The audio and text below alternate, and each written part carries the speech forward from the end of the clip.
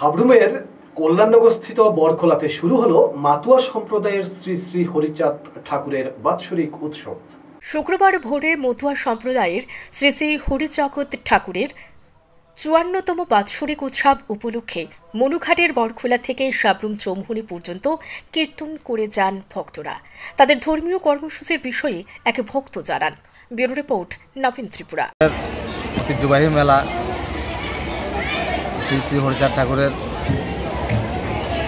অন্যতম ৫৪তম এই উৎসব বারণী উপলক্ষে এই উৎসব চলতে আছে। আমরা আজকে ভোর ৫টায় নগর কীর্তনের মাধ্যমে আমরা বারণী মেলা এবং উৎসবের শুভ সূচনা করলাম।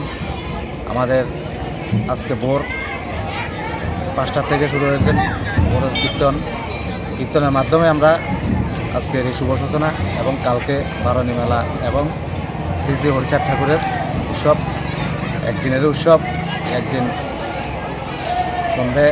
আজ সন্ধ্যে ৬টা শুরু হবে এবং কালকে রাত ৯টা ৯:৩০।